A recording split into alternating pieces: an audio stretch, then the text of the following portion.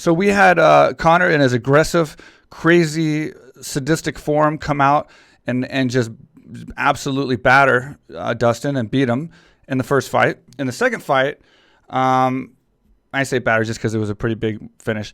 In the second fight, we see a different Conor. We see a baby-kissing father who's showing much respect, who's changed dramatically, somehow looks shockingly old. I don't know why. Maybe just because he grew his beard out, whatever. And then the nice guy comes out, and then he gets knocked out. Now we're in the present here, a week before the fight, and now we have kind of the old Conor back. And I think and this is a man who's on the Forbes list as the number one athlete for money. And this is a guy who has everything, but he's a true fighter. He really, really wants to fight and win. He doesn't need the money. He doesn't need this for financial gain. Doesn't need it for popularity. So, what do you think? You think that all these things changed any of the variables of the fight this third time around? Well, yeah, I think every fight's different, and every time I see fights and you understand the situation or why they're doing what they're doing. Like in the last one, the calf kicks was a major factor. And I personally feel that was the only factor that really we could contribute to the loss was the calf kicks, because it took out his weapons. Everything he had took him out. He's not a ground guy. He's good on the ground. Conor's really good on the ground, but that's not what he likes to do. So the calf kicks took everything away from him. So for me, it's all a matter of him coming back in, correcting that mistake, and let's see what new obstacles come ahead of him. The fact of the matter is, like you're saying, he has all the money. He doesn't need to fight for money. And why is he doing it? Because he's a warrior. Yeah, he's a warrior through and through. He's a warrior. And I don't know about you, but I liked the Dustin the Conor that treated Dustin with respect. The last one that was very respectful. And if he is going back to the old Conor, I just stay away from family, religion, country, and wives, then I'm cool. Say whatever, But when he starts doing that crap, to me, then I lost total respect for that, and I can't respect him, and I would want him to get his ass kicked for disrespecting those elements, And the art of war, all those elements are game, they're game. That's game on. But this is not art of war, man. This is a competition, So to me, it's an unknown rule, but it should be followed by all fighters that stay away from country, stay away from religion, stay away from family, stay away from wives, My personal opinion. Managers and coaches, free game. They're a free game. But I think everybody else should be out. And that's my only gripe is that. Other than that, respect everything. I agree with you. I hate picking Conor for a fight, and I really like Dustin Poirier a lot, and I think he's really good. I think he's very smart, and I think he's going to go into this fight knowing he's got to survive that first round.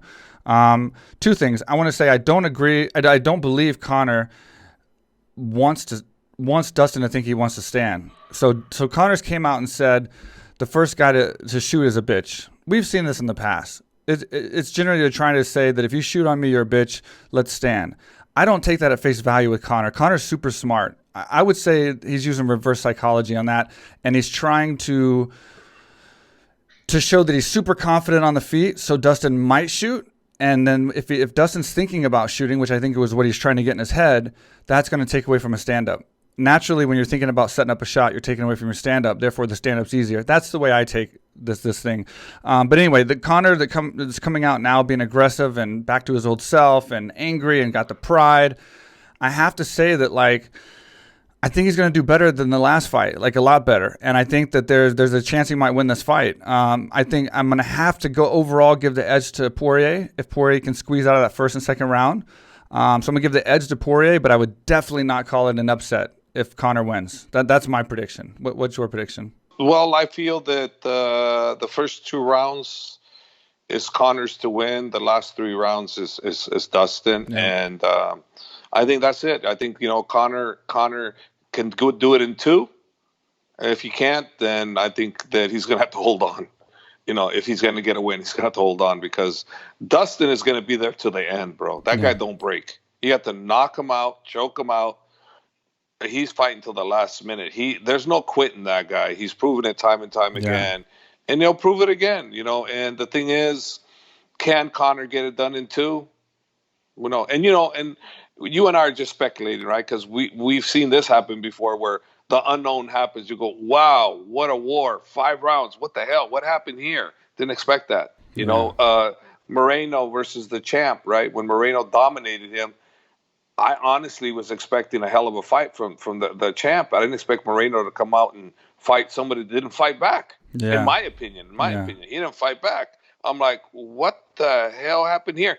What was going on? Was it too much of a weight cut? Was his mind tired of? Who knows? But he didn't fight back, in my opinion. And then this one here, I think, Conor, if he can get it done before 2, after that, I give Dustin the edge. And I just say the edge because I'm not guaranteed that he's going to win anyways. Well, we saw the Chad Mendez fight. I mean, Chad got tired. It was short notice, but Conor can suck it up and put some power punches together even when he's tired. So it's not like he still can't get that knockout in the 3rd, 4th, or 5th.